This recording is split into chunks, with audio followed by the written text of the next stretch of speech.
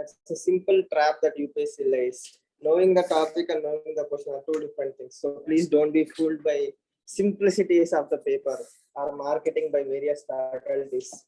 Okay, right?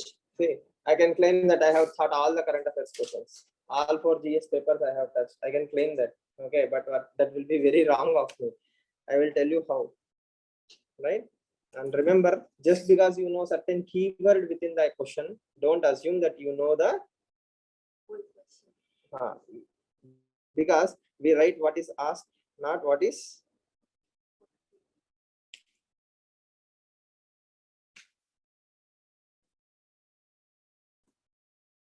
right. See, again this year, like all years, UPSC have laid a very nice trap. If you think about it, again optional essay and ethics are going to be game changers. Right? Paper 2, 1 and 3 does not have any testing whatsoever. Right? Why? A fresher, a veteran, a person with talent, a person without talent, everybody will be writing the same topics. Okay. I will try to explain. But the thing is, 1, 2 and 3 are not going to test you much. What is the difference? Essay, ethics and optional. Okay. Within paper 1, 2, 3, again paper 3 is kind of very tricky in comparison to paper 2. Okay, so if you can feel that paper is easy, right? Think about someone who wrote UPSC or who is already in service. What will they think? Yes, it's much easier than whatever you are thinking, right? In spite of that, people are not scoring scores, are not getting into services. So that means there is some mismatch between perception and reality. Today we will try to balance out that perception and reality. Now, so there are, as I mentioned, like let's say textbook questions that I have to dump the data. Okay, will dumping the data differentiate between you and me? Let's assume all of us have mugged up Bhakti literature perfectly. Like I may have a model answer, I will go copy paste there. Is it amplifying your talent or is it neutralizing your talent? More or less neutralizing. It neutralizes the talent. Why? I'm a third attempt student. I have practiced 20-25 marks. I have practiced a lot of things. Okay, I have a lot of creativity to show. You are a fresher, just cleared prelims, and you and I are same. Right? So in all such straightforward question, okay, there is no creativity whatsoever. It does not make a huge amount of difference. Where does the difference comes in? For example, presentation. Let's take presentation. Differentiate the causes of landslides in Himalayan region and Western Ghats. Question number 4. Okay.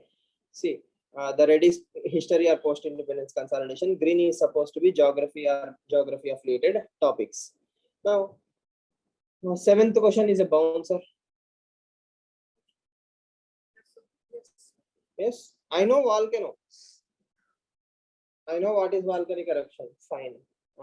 Tell me 3 examples of volcano eruptions in 2021. One in Indonesia. Yes, you can think of that. I can think of that. A senior can think of that. After that,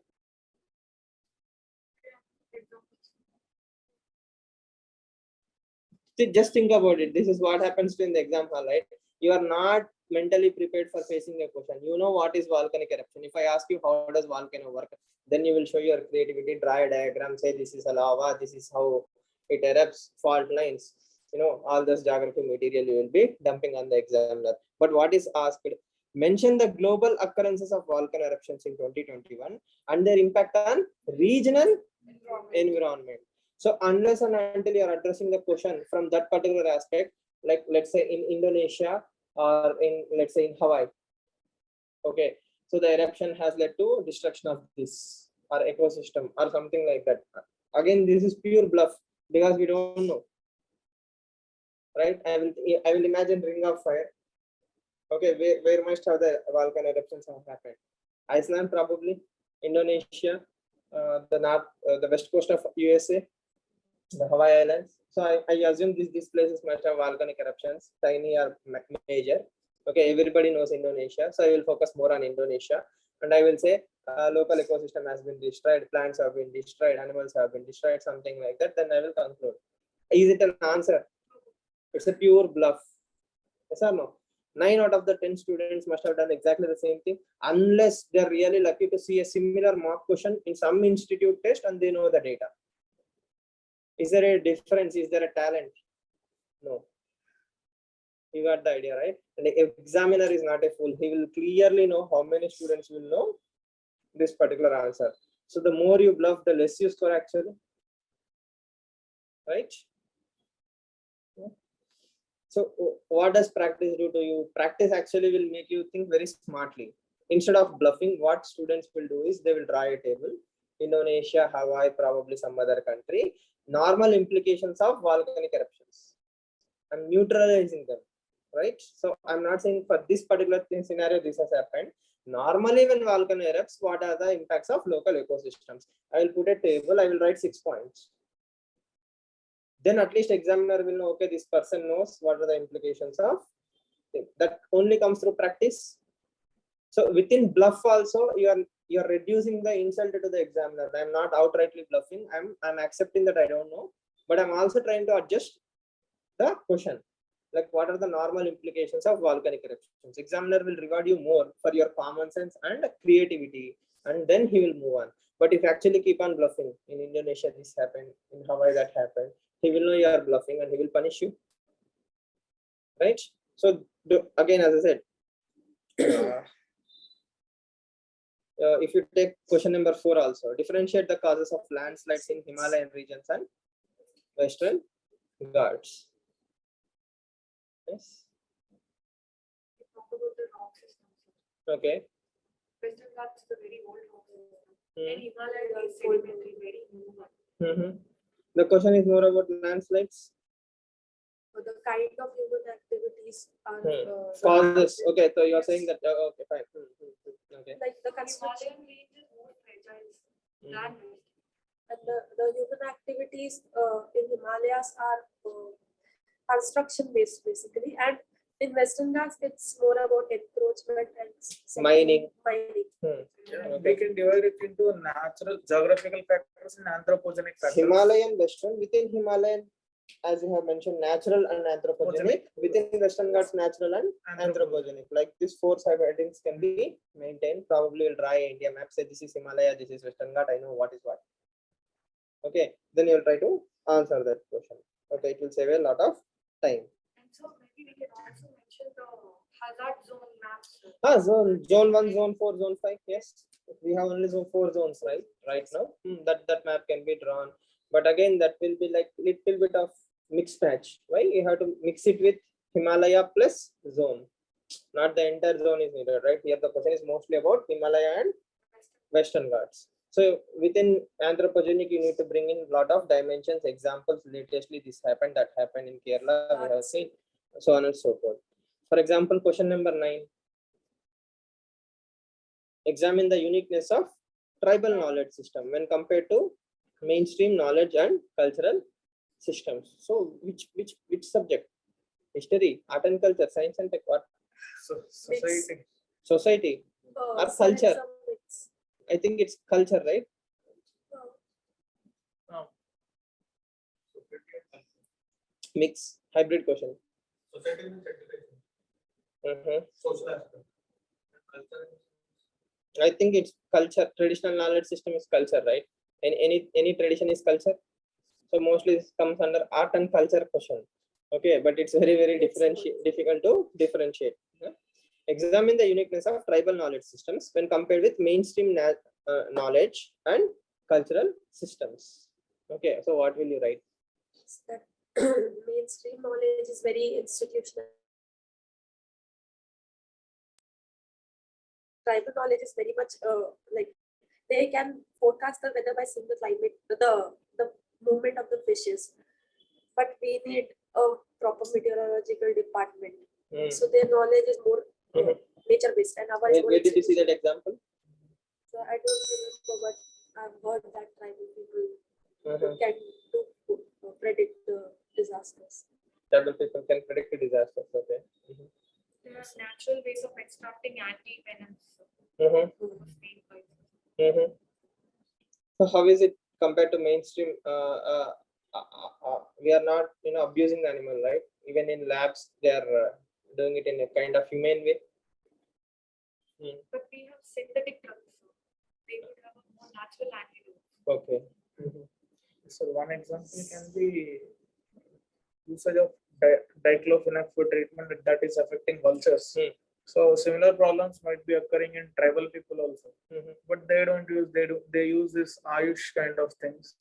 So lifestyle more suited to nature. But again, without proper examples, it is purely generic statements, right?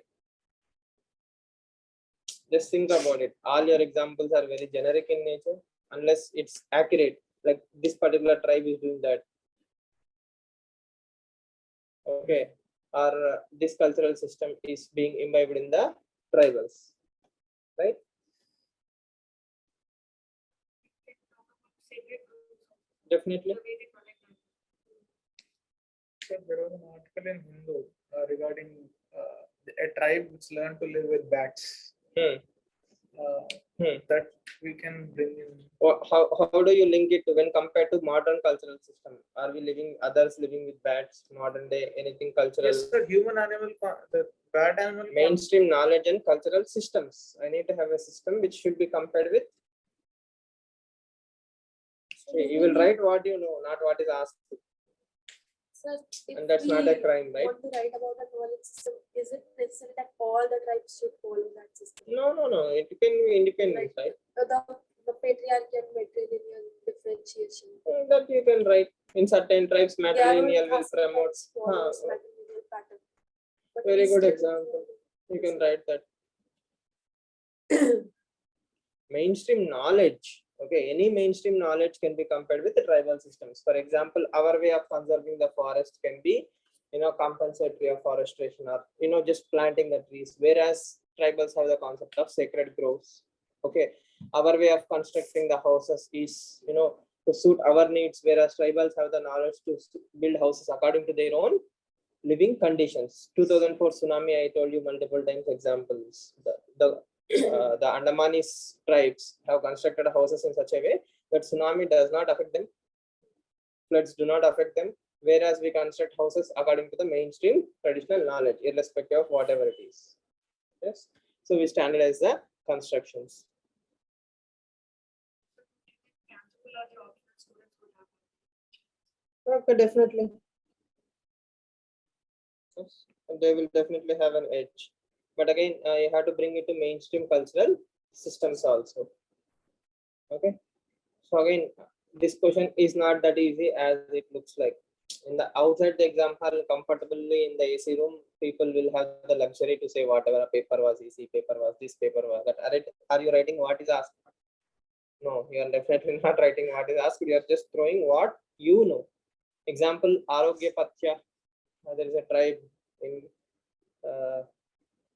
the Banni grasslands, not Banni grasslands. There is a tribe in Karnataka where they use this Ayush system. Arogya Pacha is an antibiotic, anti-inflammatory leaf medicine. So they know this value of sustainable living and using the traditional medicine system, whereas we have mainstream cultural system, so on and so forth. Again, it's a really difficult question in my opinion, unless you have good examples. It's not that easy to attempt, at least satisfactorily. You can fill the paper. Filling the paper is never an issue. I will fill 10,000 things, but am I filling it with something relevant? Examine the role of gig economy in the process of empowerment of women in India. Gig economy and women, we don't generally discuss, but one day we were discussing like how many of you have seen a female Uber driver, right? So gig economy and empowerment of women. Examine the role of gig economy. So all of you know gig economy, how is it empowering women?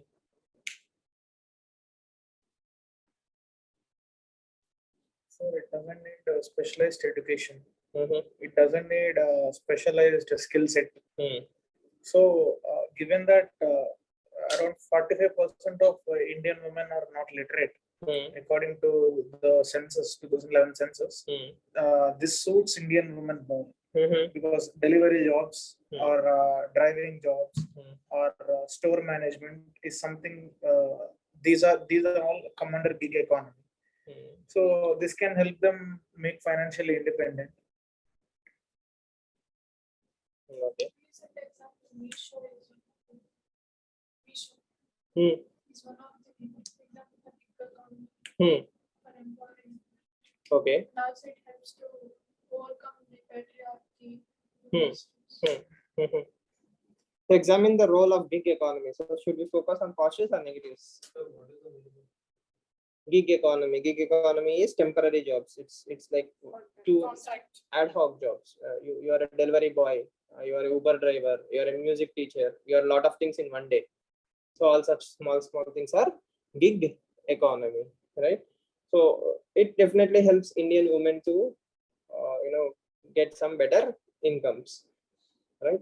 But the problems also have to be mentioned. Well, the focus should be on gig economy is empowering the women to find, as you have mentioned, small jobs through apps. Okay. At the same time, see, I can be a beautician for 2 hours. I can book a urban company. Yes, I can go, I can do the work, and again I can come back and take care of my family. But I will work for 2 hours. I can be a music teacher. I will teach you stitching something. Stereotypical jobs or anything can be taught by women. So like this gig economies will help women to do a lot of things. Okay. But at the same time, still there are structural problems which are not actually allowing them to empower. Like women don't have access to mobile. There is a tech divide, right? So tech divide is a bigger hurdle to access to gig economy, right? Digital illiteracy is also a problem. Access to driving, access to mobility, that is also a patriarchal issue. Safety issues, sexual harassment issues, transportation, infrastructure, all these things also play a role in lack of women empowerment. Then you can conclude by saying, for women to reap the full benefits of gig economy, a lot of structural issues have to be solved, right? Again, it only comes through practice, daily examples. This is not a one-off answer, right? You see a model answer on what is gig economy and women. It does not happen. This is something you develop on a daily basis.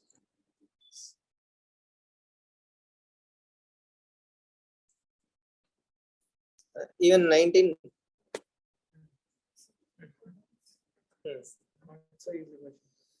Discuss even 18. Discuss the main objectives of population education and point out the measures to achieve them in Indian detail. 19 also, what is cryptocurrency? Okay, science and tech in society. How does it affect global society? Next, how has it been affecting Indian society? So what will you write? First of all, definition, what is cryptocurrency? Okay, fine. How does it affect global society? Creating parallel economy. Global society. Global, not a global economy. Global society. Shrinks makes it into a global village, allowing common transaction. We are missing the woods. Global society. Society means family, culture, society, the value system. So once you mentioned, right, this ledger-based technology would help in plugging the trust deficits. Okay. How does it affect the global society? Then, has it been affecting Indian society? How?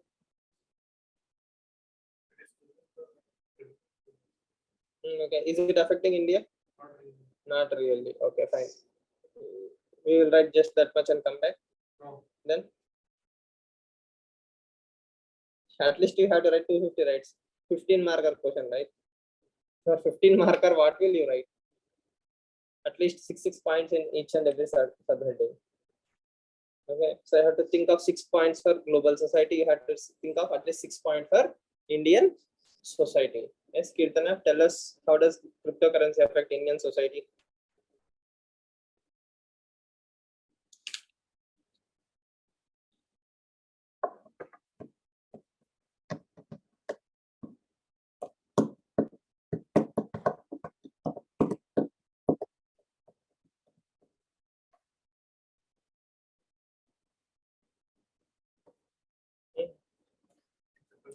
Smaller scale.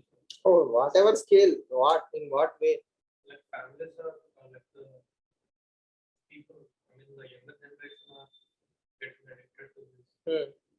Most of the people investing in Hmm. So they will be having an alternative source of Income. Think about it. There is no model answer, right? You can mention the suicides committed due to loss in this. mental pressures. and their education, all will be made. There is education will be varied because of I mean, their future, their future interest in the earning money, like the way to earn money will change. They may not take the normal occupations. They may try to deviate. they might get used to get rich quick attitude. That is what you are struggling to say, right? Yes. There is an urgent for digital literacy. People want because people see it as potential source of income. Does it have literacy? Yes, sir. I mean, digital literacy, unless one knows how to use mobile phone, how to use app, what is cryptocurrency. That is very stretch, and I won't reward if I was examiner. Corruption can be eliminated, affecting Indian society. Cryptocurrency and corruption. So it diverts lots of human capital as well as the infrastructure capital towards. Tell whatever it is. I'm not stopping you, right? Definitely on the positive side, the community or the society can can get a lot of knowledge of how to earn money.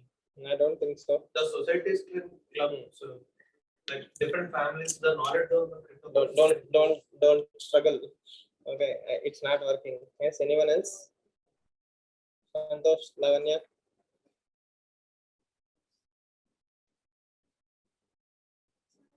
Previously, Bitcoin cost is very exciting, but now it raised to 60 or 70 lakhs. So this raise of value of Bitcoins may increase mental burden of the Why will it increase burden if I'm getting rich? To become more rich. ambitious. To become more ambitious. Yes. Probably I'm using it for illegal activities. So Indian society might move towards some kind of crime. That can be one thought process. Society. So again, it becomes very difficult, right? 15 marker. Yes, you have to talk about global society. You have to talk about Indian society. Economic, like we only know about GS paper 1, right? They have an entire paper to ask about economy. the society. Here they have asked in society. So that is the beauty of the paper. 15 marks. So out of 250 marks, we are actually writing only for 200. The 50 is bluff. You get the idea? So prima facie, don't believe anybody's stories saying this is that is that. I have touched this. I have covered it. It doesn't work like that. It's an exam where you try to retain all the points in the right fashion. As I have said, that is a stretch. Your points are stretch, infrastructure, human capital, and all these things technically fall under economy, right? Basically not under society. How is it changing the mindset of the society? Yes. So that is a problem. Again, the technical terms like get rich quick is an attitude. Then the fallouts of the get rich quick attitude, like increase in crimes, fallout in families, pushing the family to the debt, and all these things is fallout of the same point. It's not new point, but at least in the exam you can write 2-3 points. Okay. So how does Indian society maintain continuity in traditional social values? Enumerate changes taking place in it. Lavanya will tell us 2 examples of how Indian society is continuing its traditional social values. First of all, traditional social values. Not traditions. Remember, traditional social values. What are traditional social values? 15 marker again, 250 words. You have to fill 2 sheets A4, front and back. First, what is Indian? India is subcontinent. Then society means group of people. They will have caste, creed, religion, kinship, etc. Indian society. Half page, 1 page done. Then you move on to traditions. Then social again. Please refer to para number 2. Sorry. So there are different traditional social values in different parts of India. No, yes. In the past. In present also. Yeah. Hmm. So I think if we cover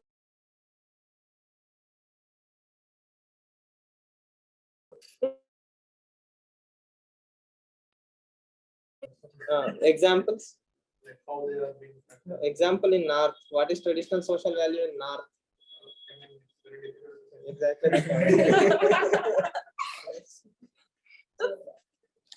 It's about homogeneity, cultural homogeneity. So we still don't practice. We still Navratri burger is an example. That's globalization. The traditional social values.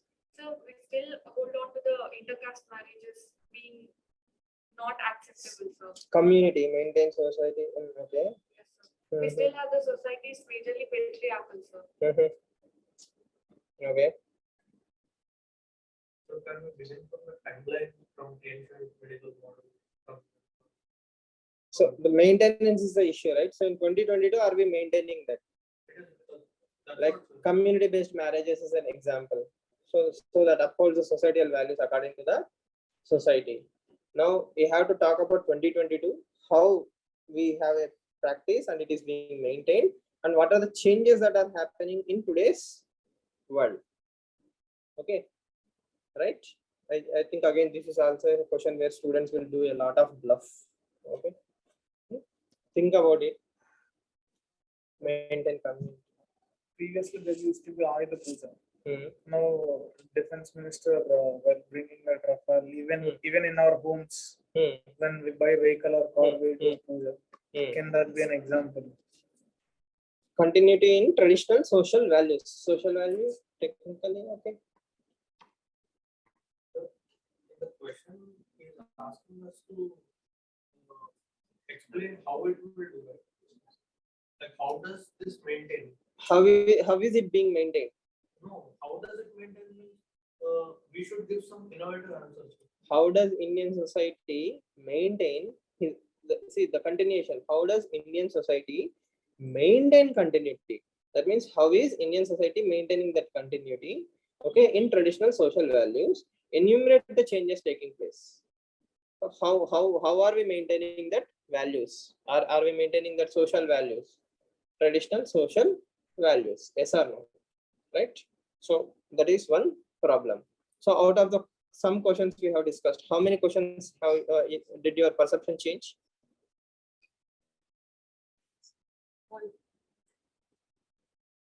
Are you thinking in the same lines when we saw I know volcanic eruptions? Yes or no? So again, as I said, it's a very basic flaw that we think, the moment I see a word, I know the word. You know the word, not the question.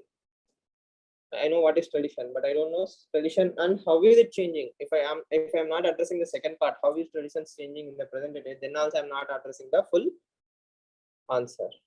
Okay. So paper 2, let's see how your paper 2 knowledge goes. Constitutional morality. Have I ever mentioned that one in the class? A lot of times. Okay. What is constitutional morality? Is rooted in Constitution itself, and it is founded on the essential facets. So the highlight part is, first of all, you have to define what is constitutional morality. Then it is rooted in Constitution itself, either mention some Supreme Court cases or bring in some certain articles, fundamental rights or whatever. You have to bring them and say, this is how it is founded in essential facets. Constitutional morality can be found in preamble, DPSP, fundamental rights, whatever places you can find, or the essence of the Constitution is constitutional morality. Then what, with the help of relevant judicial decisions, the star is judicial decisions. Which famous cases recently have invoked this constitutional morality? Section 377. Okay. What is the case name? Joseph Sir. So put Navdev Johar. Navdev Singh Johar versus Union of India.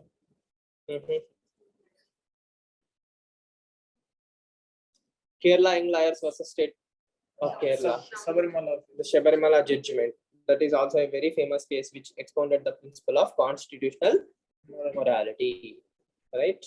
You have to find some other examples where constitutional morality is brought out by judiciary. Yes. So But those are previous examples. I cannot give my own judgment. If there are- Relevant judicial decisions. if they are long back done. Like 1819 is okay. You can, as I said, still we can- Keshwananda Bharati happened in 1973. So if I talk about basic structure doctrine, I cannot create my own case for 2021, right? Landmark judgments. So in 2021, I think there are one or two very wonderful judgments where Supreme Court has brought in this constitutional morality principle. So again, the difference lies in a good answer and a bad answer is defining what is constitutional morality and the at least 4 or 5 cases mentioned. So if you can mention 4 or 5 cases, that differentiates you from the rest of the crowd. So can we use this example of Maharashtra chasing of the case? The females are not allowed. Did the High Court give a judgment there? Yes, sir. But now females are Allowed. I can mention if Supreme Court is mentioning in the particular judgment that on constitutional morality, you can bring it. Direction of the Supreme Court to allow more women into the defense.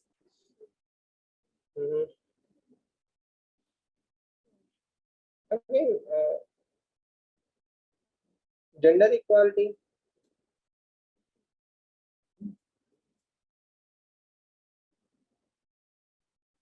Almost Venkatesh Anand case, Justice Judge Venkatesh Anand's judgment in the LGBT case, sensitivity training in Madras High Court. Yes.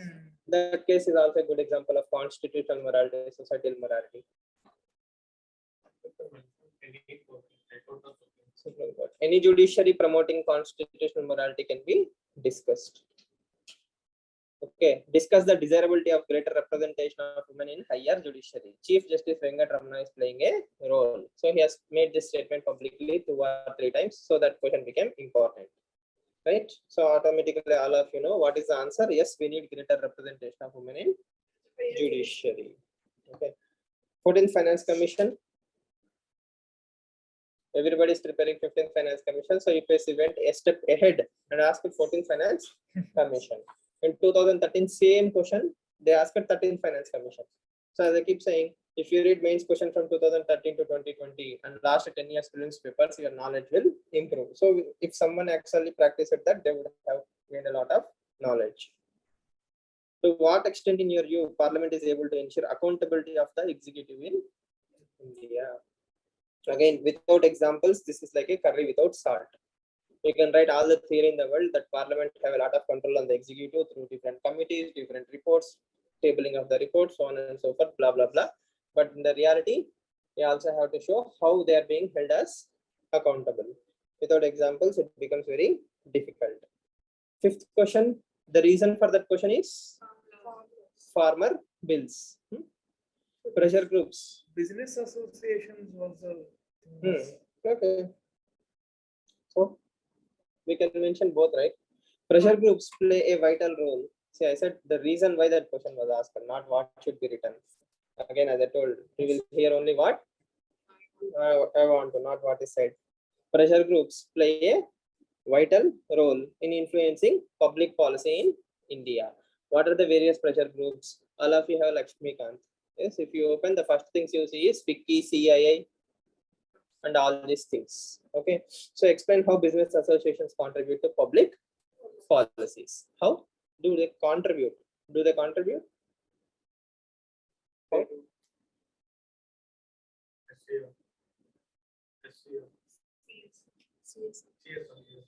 Public policies. The question is public policies. Money is for public policy implementation.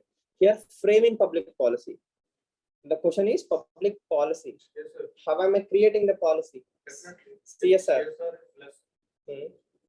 Then they have to frame the policy in such a manner that right money or it is the public are getting money. The policy should be framed in such a manner that right justice is done with or without CSR. Explain how the business, you missed the train, leave it. Explain how the business association contribute to public policies. Through Business. through lobbying. For example, Lobbying is illegal in India. But it happens now. How? We can say Can we talk about labor codes? You have to talk about, how business associations and government think tanks are working together. For example, FICCI and NITI Aayog. Okay, CII has given a report. Okay, the industry have done a research. Okay, and it is submitting these details. So all these are how pressure groups modify the thought process of the state by saying, we have empirical data to convince you that we have to move towards this, that. So that is just one example how business associations contribute to public policies. They are also stakeholders. So they will talk to NITI Aayog. Think tanks will bring out new reports. When a private think tank gives a report that is taken by NITI Aayog, then that will become public policy. Then that will change the influence. Right, by publicly discussing these articles in newspapers, they create a narration. So business policies create how business associations contribute to the public policies. The question is business associations. The most famous ones being FICCI and CII, Confederation of Indian Industries. So if you go on Google, half of the economic topics, NITI Aayog, PwC, FICCI, right, CII. These have a lot of reports. They have report on everything. Okay, even emerging technologies. So in that way, they are shaping the thought process of the government itself. Even blockchain, if you Google, you'll have a report by some business association. Okay, so they are saying how government can use blockchain for these things. Okay, so if a blockchain policy is made in India, probably it will be based on the report of that particular institution. Again, examples is what is going to make a huge amount of difference. Eighth question. What is the first thing that came to your mind? Project Sampurna. Very good. Project Sampurna. Vicious cycle of gender inequality, poverty, and malnourishment through microfinancing of women self-help group. During Project Sampurna, we have discussed this elaboratively. Why? We have discussed that women empowerment is alone useless, or women education is alone useless. We have to have long-term solutions. So exactly the same question. We have to fight what? Poverty, inequality, and malnourishment. So if someone wrote this answer without mentioning Project Sampurna, they are not going to get a good score. Yes. See the contemporariness of UPSC. So they are mixing not only one, they are mixing everything: inequality, poverty, malnourishment, microfinance. This is purely a governance topic. Ninth question. So in what context is my question came? India, Africa. 2015 was the last time UPSC asked. So last 4 years they did not ask any questions. Plus Chinese expansionism. The common context of this question is Chinese expansionism. Think about it. In the last few decades, the rise of its Africa story. Okay, so examine India's influence in Africa. The only two countries which are competing in Africa are India and China.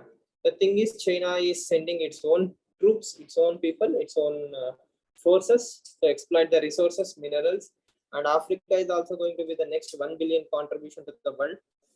The demographic dividend in Africa is going to be reaped.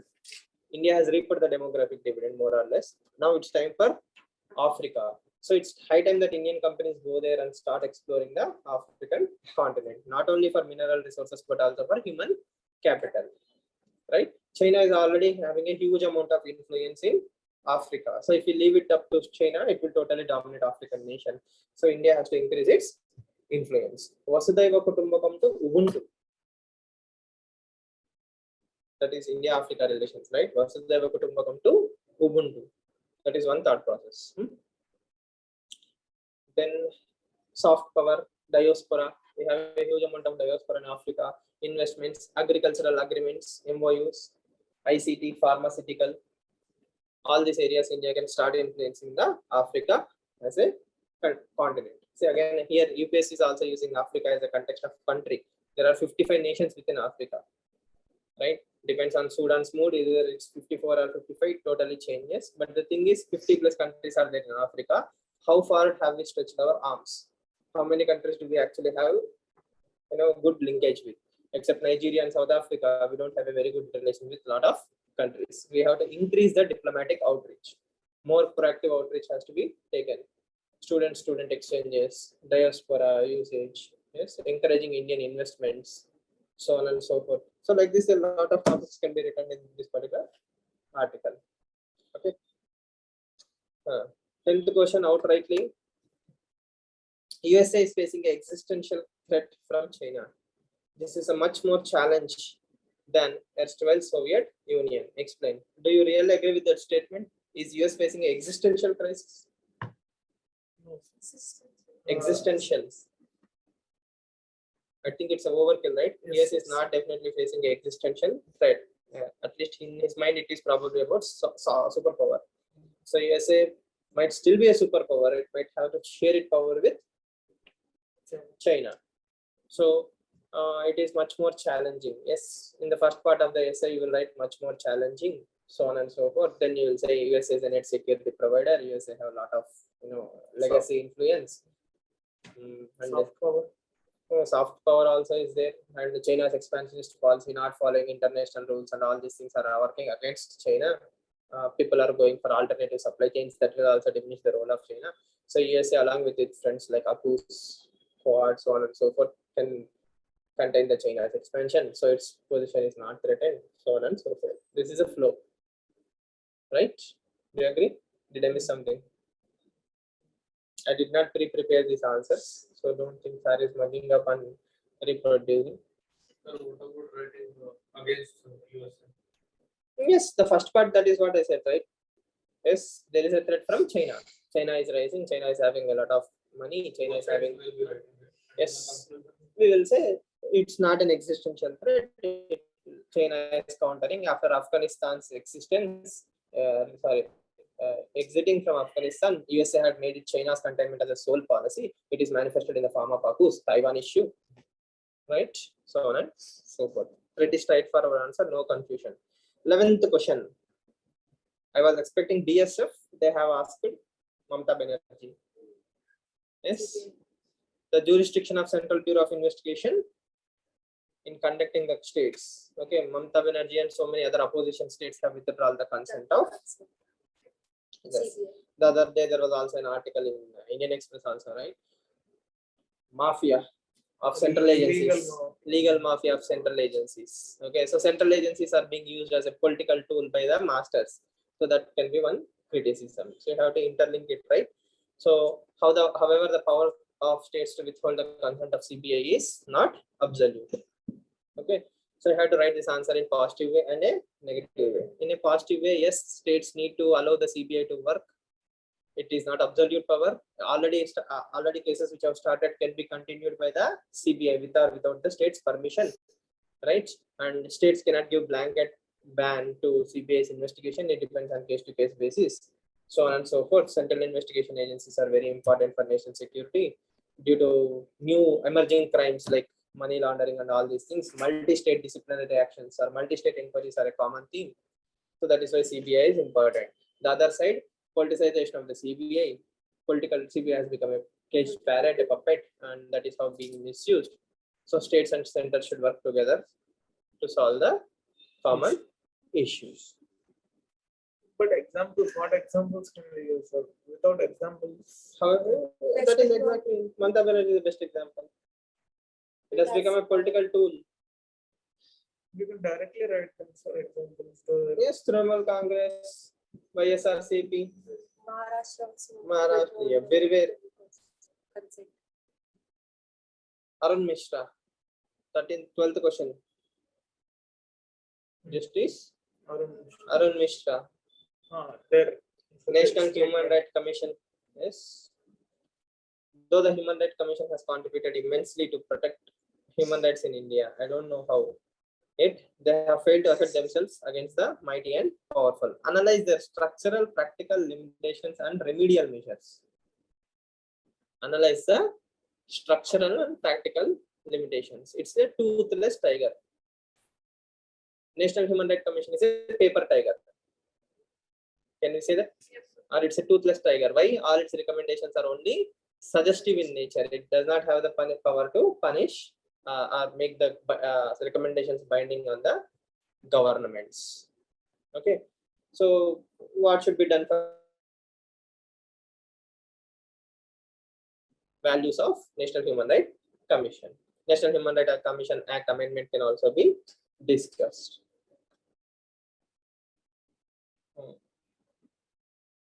Yes. 15th question is also current.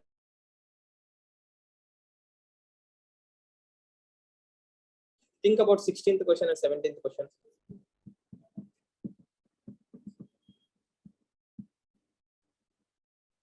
Socio-economic development, digital illiteracy and lack of information communication technology.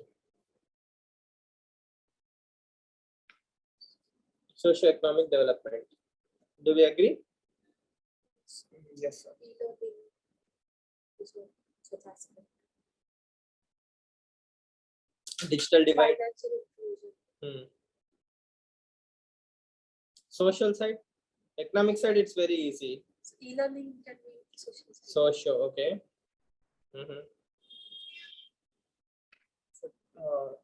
Telemedicine couldn't reach so many villages because of poor network coverage.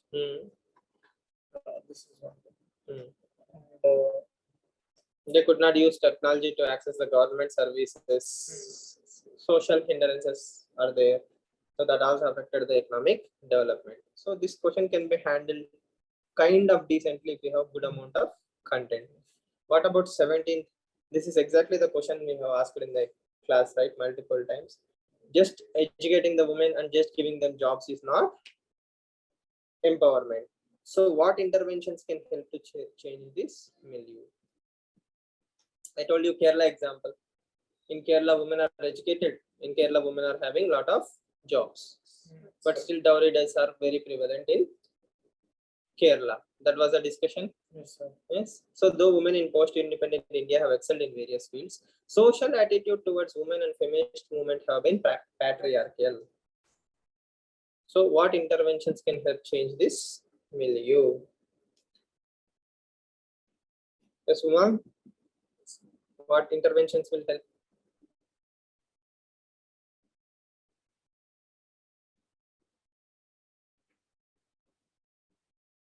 Yes, Narayan? Behavioral change. What interventions? Behavioral change of whom? Women. Gender sensitization. And under this heading, we will write. So you have to talk about both women and feminist movements. What are the women and feminist movements?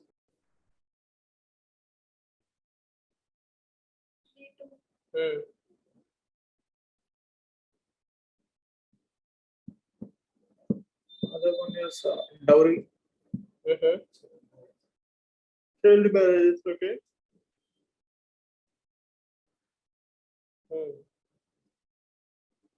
You understand the problem, right? So I have to discuss about various women and feminist movements, and then what interventions can help change the thought process. Why mentioning movements, sir?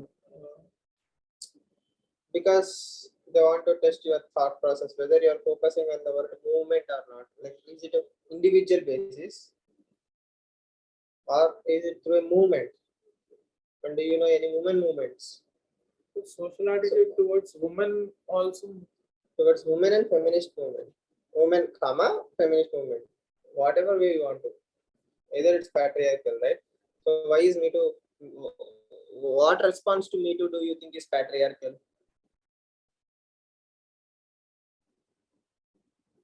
Overrated. Movement. Few people call it overrated. Media coverage is less. Okay.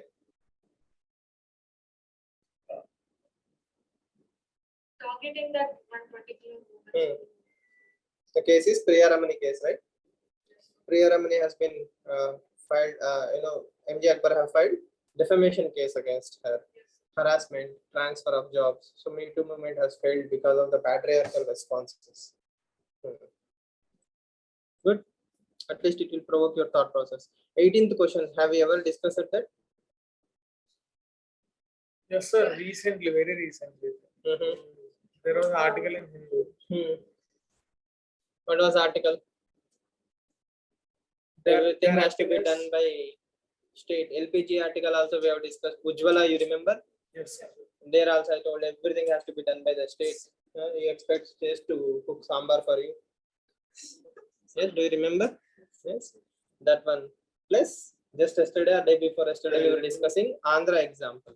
The eligible denied benefits. Yes. Farmers benefits and Andhra example. Right. So, can civil society and NGO present alternative model of public service delivery to benefit the common citizen? Right. The role of NGO. Discuss the challenges of this alternative model is what your brain should be working on. Alternative models. We talked about institutionalization of these. Okay. Next, the synergy between government and NGOs should institutionalization of these synergies will take a lot of time. And so we can quote the recent FCRA guidelines and talk about trust deficit between Yeah, these two institutions. Very good.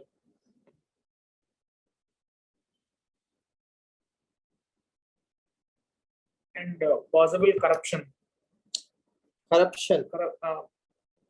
That this NGO can become a livelihood. They might impose their own values, right, rather than corruption. I told you about food-based NGOs, like say Akshay Patra, Sattvic food, not using egg, right? So public service delivery, that is also public service delivery, right? Midday meal scheme. Right. No, sir. What I thought is the skin of the ruling party will have an NGO. They will get all the things. They will get all the contracts. Yeah. So that is what I'm intending to. Definitely. Kickbacks. I will give you a contract, you give me a certain amount of money. Yes. Nexus, there can be Yes, a sir. nexus between all these people. Accountability, transparency might be an But issue. it can be more of a source of employment for people rather than Genuine help. Good. The last two questions, all of you know, experts, right? PSI are experts, you can discuss it very easily. Discuss the strength and impact of ACUS. I know what is ACUS. It is going to supersede the existing partnerships. The term is ships. Yes, the plural. Apart from Quad, mention 5 Eyes. Okay, mention that Australia, New Zealand, US agreement. So you have to mention the S part. If you write only Quad, is it going to supersede the Quad? No, it is going to be complementary to Quad. It is not going to supersede Quad. It will act as a complement to Quad. Discuss the strength and impact of ACUS. What is the strength of ACUS?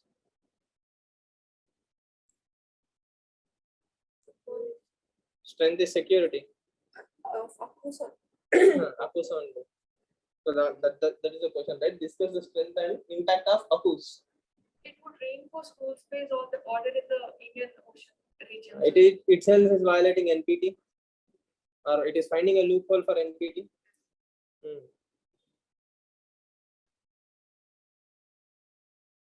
So the impact we have to talk from the perspective of India.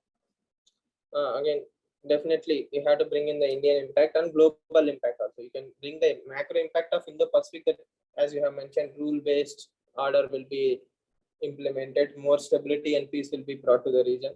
Impact can also be negative, that it might militarize the Indo-Pacific Ocean, it might increase the nuclear proliferation, so on and so forth. Yes, your favorite paper, right? GS paper 3, economy.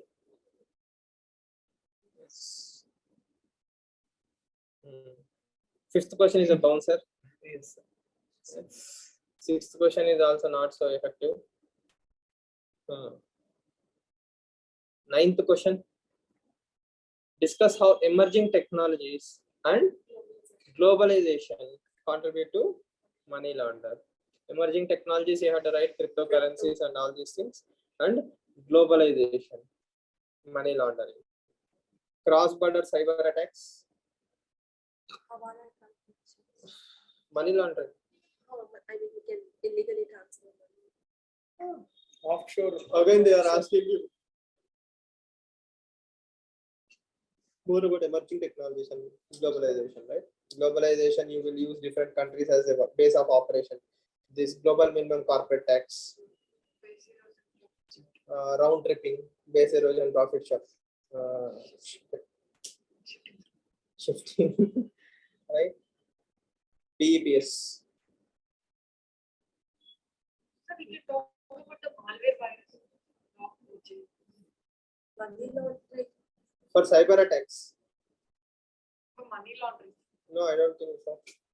Cyber attacks can be through virus. Say 9th and 10th question, two different topics, right? Log4j and all these things, 10th one. Whereas money laundering is purely about the global minimum corporate tax and emerging technologies. Whereas 10th question is cyber attacks in the context of Galwan Valley, Redeco, Chinese attacks, increase in cyber attacks every day. We have seen so many articles. V-shaped recovery is direct economic survey question. Do you agree? Yes. Give reasons to support your answer. That is where the It's a wheat will be V-shaped separated or from the a chaff. Is it a V-shaped or It's a V-shaped recovery only, right? Economic survey explicitly says they have dedicated a chapter for that. And put in the editorial notes, there It's came the opinion. case. It's opinion of Hindu, not economic survey. Economic survey is official document. When government of India itself is shouting that we are a V-shaped recovery, why will I counter Indian government? Yes, Nimmi will feel bad.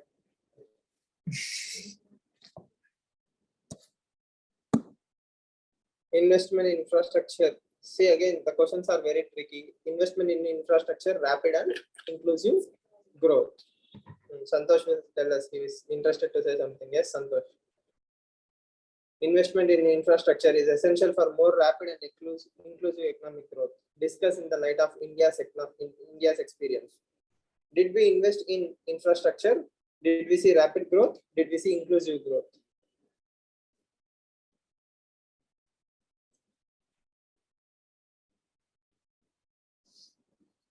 Twelfth question.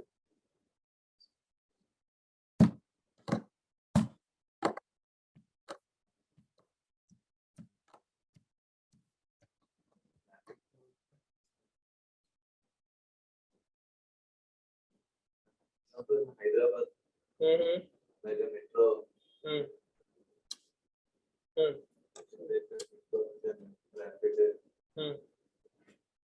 After metro, what happened rapidly?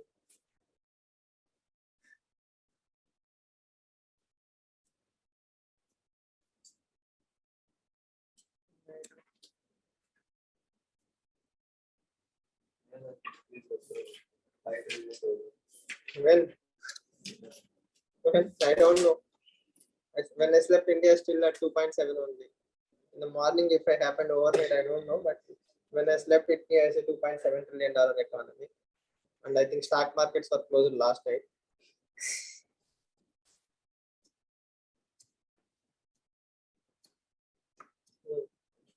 Chalo. Inclusive growth, Umang. Indian investment in infrastructure is essential for more rapid and inclusive growth. Discuss in the light of India's experience. Do you agree with that statement? It will happen. Do you counter that statement? So COVID-19 is example. Investment in infrastructure. It's before the COVID-19, Hmm. we don't have any infrastructure. Hmm. After that, we have all the infrastructure. So it helped Indian economy become inclusive, economic growth. Narayan will tell us. It has both positives and negatives. Okay. Like investment is one thing and implementation is one thing. This is pure theory. I need examples. Discuss in the light of India's experience. Tell me an Indian example where it has worked, where it did not work.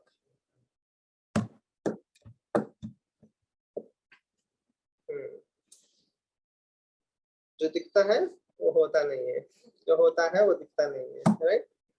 So ENAM portals. Enam portals. are And that used led for to? digitally transferring the, like digitally keeping the data. So it can be an example for digital infrastructure, usage of digital infrastructure. Okay, I will take that point as 6th or 7th point. So Pradhan Mantri Gram Sadak Yojana. Mhm. They have invested heavily in roads. We have created golden quadrilateral. We have created completed. No, Where on the work? So by National linking level. villages to nearby cities, Okay. we have improved the improved the speed of logistical movement. Previously in 1990s it used to be 25-30. Now it is 45-50. Although it's way less than international standards, It is improving. it is in absolute terms it is improving. In relative terms it has to still But I think without proper examples, empirical data, government reports, that answer will be planned. You get the idea, right? Yes. So, yes, Lavanya, what are Panchamrit principles? Did you heard the term Panchamrit principles? Yes, you remember them. In which context?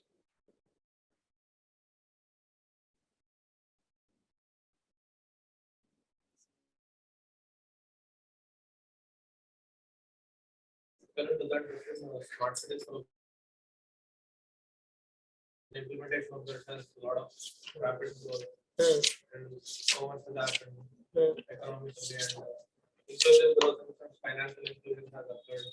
So So can many we people. say improvement of infrastructure in SEZ zones will help? Again, all these things have to be linked to how it has been converted into rapid.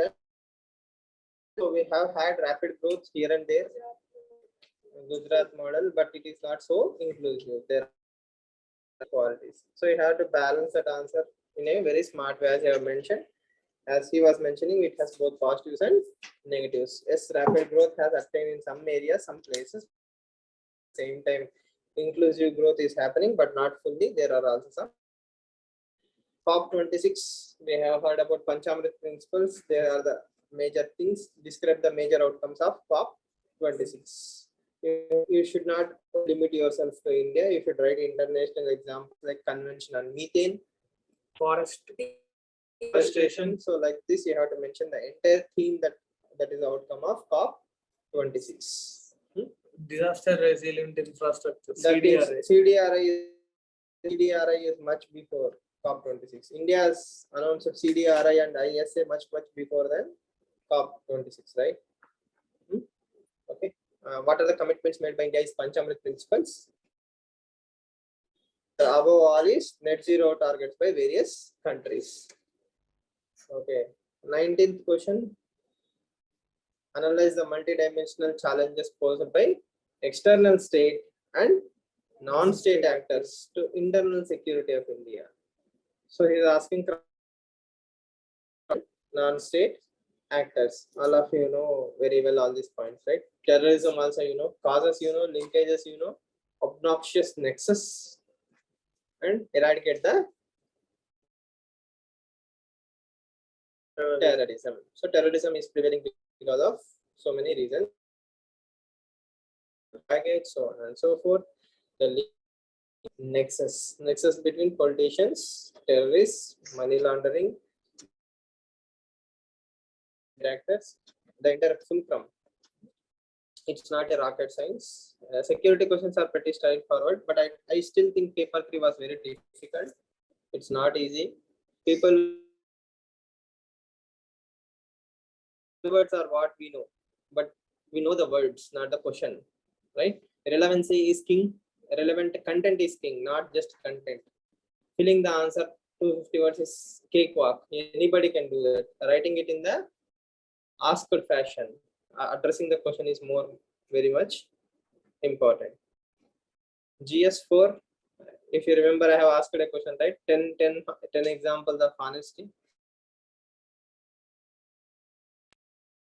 The same trend.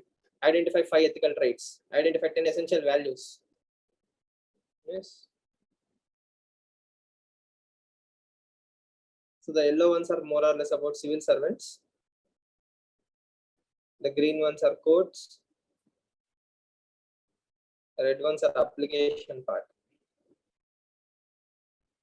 Identify 5 ethical traits of a civil servant. Justify their inclusion in the matrix. Okay. Next, I didn't understand what is matrix.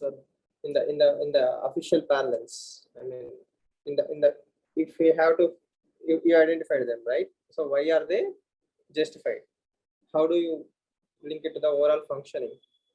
Identify 10 essential values of effective public servants. Yes. Second question, 2A, I think is very difficult to write. Impact of digital technology as a reliable source of input in decision making is a debatable issue. Critically evaluate with examples. So we can talk about the polarization by the YouTube videos, which would affect our decision making. Digital technology as a reliable source of input for rational decision making in debatable issues. Polarization. Biased AI. In face recognition technology. In debatable. See, just think about the question. Impact of digital technology as a reliable source of input in my rational decision making. That means imagine I'm a civil servant. Okay, I'm taking a decision. Okay, but I'm taking the input from a digital source. Okay, and the choice that I'm going to make is a debatable choice. There you have to critically analyze. For example, a bomb blast have happened. Facial recognition or CCTV camera has noticed that someone who looks very similar. Let's say someone very similar to Narayan. Okay, so should I arrest Narayan and throw him in the jail? You get the idea, right?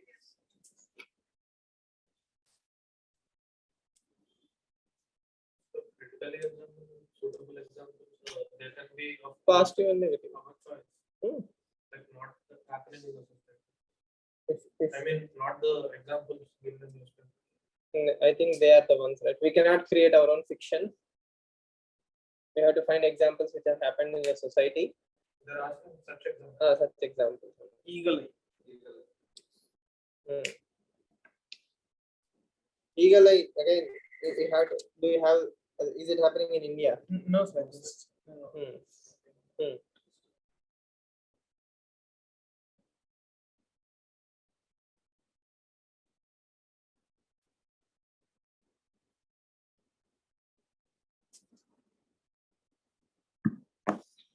Right.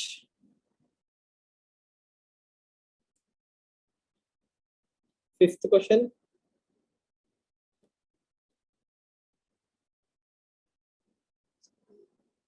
Principle of non-refoulement.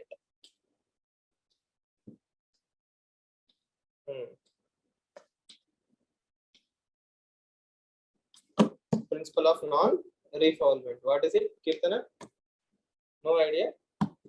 Have you heard the term? No. Principle of non-refoulement. Yes, sir. In which context? On that day, I reversed it and told it, then you said no. Refoul. Myanmar issue. Rohingya refugees, we were discussing about non-refoulement principle. Examine the statement with reference to ethical dimensions being violated by a nation claiming to be a democratic and open society. Very loaded question, right? Refugees should not be turned back to the country where they would face the persecution of human right violation.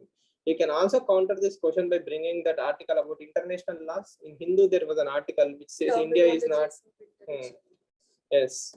So, national security. National security is an exemption to principle of non-refoulement. So I can use that as a counter argument. Right? Yes.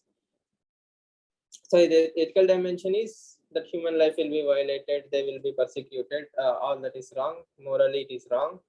So what are the solutions? So this nation is giving a, we have a history of saying that we are both a democratic and open society. We allowed the refugees from time immemorial. There is no doubt about it, and all societies should do so, whether in Europe or in India, not limiting to India. This also applies to Europe also, right? Yes.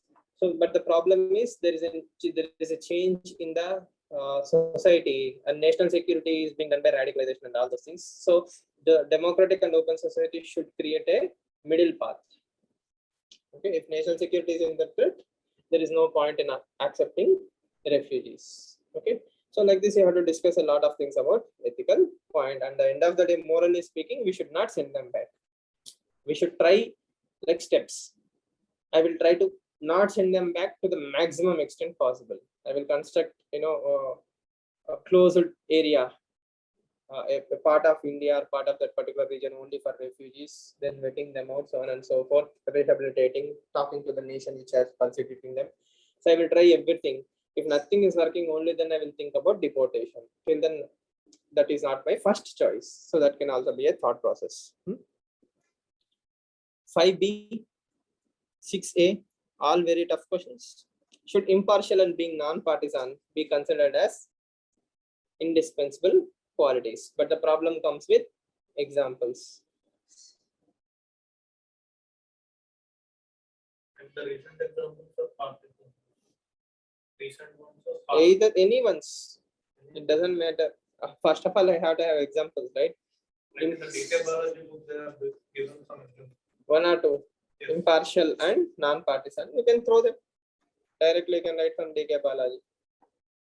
Two examples we can use the hate, using hate the person, not the hate the ideas, not hate the policies, not the person. We can give two examples. There can be Civil servant. Here the question is about civil servant. The first one is impartial. Impartial is not having political affiliations. Non-partisan is again not about political affiliations. Right? So you have to maintain that neutrality. Neutrality is the core tenet of any civil servant. So there is no debate or discussion about that particular thing. Ashok Khemka is the first example that comes to mind. Impartial and non-partisan.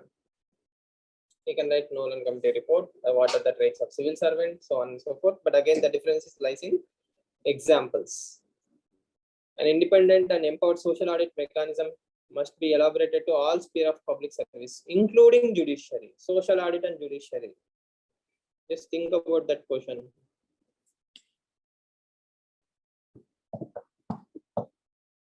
What is social audit? local people to Allowing common public to come and do the auditing. So should we allow common public to work in judiciary? To what? To ensure performance, to ensure accountability, to ensure ethical conduct in judiciary. Common people and judiciary. Common people telling judiciary that you are doing this correctly, you are not doing this wrong. Judiciary take it silently. Yes. You get the idea, right? It's my suggestion will be this: mugging up of data won't fetch you marks. Okay, you should practice, no doubt about it. You should write mock tests and all those things. But the daily thought process that you develop by reading newspapers is what is more beneficial to you rather than anything else. And you can literally throw out all the non-editorial sections in the newspaper. You can solely rely on magazines. No harm in that. But editorial and opinion of both Indian Express and Hindu are highly recommended. So if you are reading newspapers on a daily basis, read the editorial section and the opinion section. The non-editorial section, we will have examples, right? Anyhow, we can discuss and pick up the examples. Picking up of examples is not a big deal. If you remember that day, I made a list of all the non-editorial examples. Sorry? That day we talking about Kujrigal, sir. And people would put in the Northeast, people would put the culprit into one. Such kind of things. So such kind of things can be picked up. Social persuasion, right? That we can pick up. But what you should develop is that critical thinking only by reading editorials and opinions. Hindu and Indian Express is very, very important. As you can see, most of the questions can be addressed purely from thinking the daily basis. Thinking on daily basis is what is going to help you. The rest are static part. Okay. Out of, if you see the color coding part in paper 1, paper 4, the static part is very less. Okay. Hardly 1 and 2 questions are from 1, 2, 3 and 3 are from textbooks. Okay. The rest all you have to address from common sense. Right? Here also there are no direct questions. Everything has to be addressed from your own application of knowledge. So application of knowledge is what is going to be a major game change here. Okay. So can you explain constitutional morality and societal morality again? Very simple. What is constitutional morality? See, forget constitution, society, and all those things. What is morality? Morals, right? Something is good or something is bad. According to whom? Me. Us. Okay, according to me, something is good, something is bad. In your mind, you are thinking something. I will never know that. But you have done something on the ground reality. That action, I will judge. Yes or no? So, you have done something, and what you have done, I can judge it either good as a good or a bad thing. According to my standards, my morals. So, my moral says whatever you have done is good. I will agree with you. So, both of us are on same page. My moral says what you have done is wrong thing. That is a bad thing. So morality is good or bad. Seeing anything in good or bad terms is morality. Now, if constitution says something is good, that is constitutional morality. If society says something is good, that is societal morality. Okay, both of them may agree. Like marrying a girl at the age of 10 is wrong. According to whom? Constitution, and according to society also. So constitutional morality and society morality are on the same page. Okay, LGBT is good or LGBT is okay according to whom? Constitution. LGBT is not okay according to society. There is a divergence, right? Both of them can be wrong also. Marital rape is wrong, but both of them say it's okay. Marital rape is wrong. Okay, that is my morality. That is universal ethical morality. Okay, but Constitution says it's not a wrong thing. Constitution in the sense here Supreme Court interpretation of the laws. Society also says it's not a wrong thing. So in there is no concept called as marital rape in India. But if you use liberal thought process and gender justice and all these concepts, according to that, you can clearly establish the thing that marital rape is a wrong thing. Right? So both of them can agree on something, both of them can disagree on something, both of them will be not discussing something. Three things. Simple. Okay, morality is good or bad. According to whom? Constitution. Untouchability is wrong. Constitution clearly says untouchability is a wrong thing. Okay. Society we still practice untouchability in subtle forms. May not be directly, but in subtle forms. That is also a example. Yeah. So in the infrastructure question, can we mention inclusion of Northeast by constructing the bridges? OPP.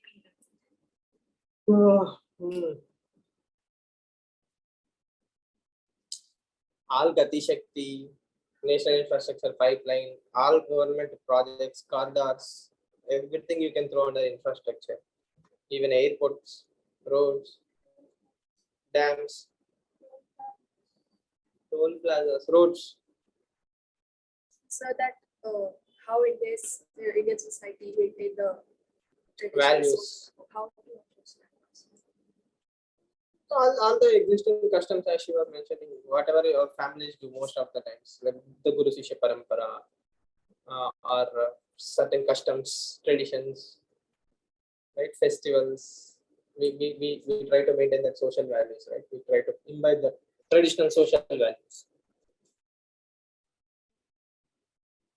Again, this does not come on one day, right? We have to slowly develop that thought process. That is what I'm trying to tell you.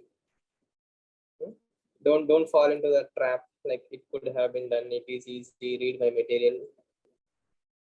It's not that easy. As you will see, the marks also will more or less say the same thing. Unless you face skills, the game changers should be commonsensically essay, ethics, and optional.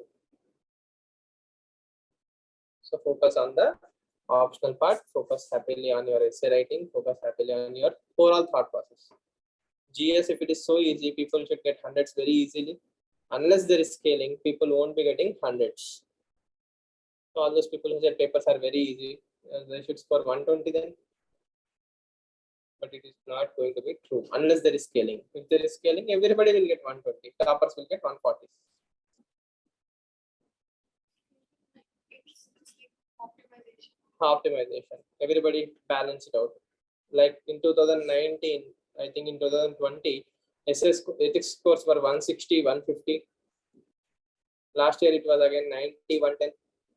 So that means in normal year, if you are getting 120, in a scaled year, you'll get 160. Right? Last year SS scores, the top scores are 130. So in normal years with scaling, the scores would have been 150. So the topper who got 150, 130 last year is actually getting 150 in other year. So the same 20 mark gap will be there between topper and you. If you are getting 140 in ethics, everybody is getting 140 in ethics, then the toppers will get 165, 170. If the paper is very easy, scores will be less. If the papers are very difficult, scores will be higher. Too much high score means next year it will create abnormalities, right? I cannot give 210 out of 250s. So I will scale it. Scaling is for neutralizing. UPSC does not officially accept that it scales, but all of us can see very clearly that every year the scores fluctuate. Technically. Yes, I hope you understood. I'll share the PDF if you need it. You can keep reading the questions in the right perspective. So for ethics after 7, 8, chapter 1, what is the But the flow, one after 1, 2, 3, the same flow.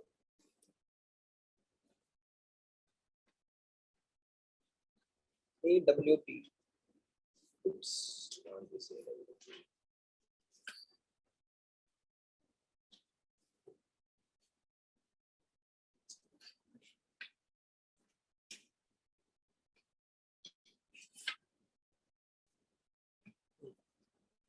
Right. See you all tomorrow.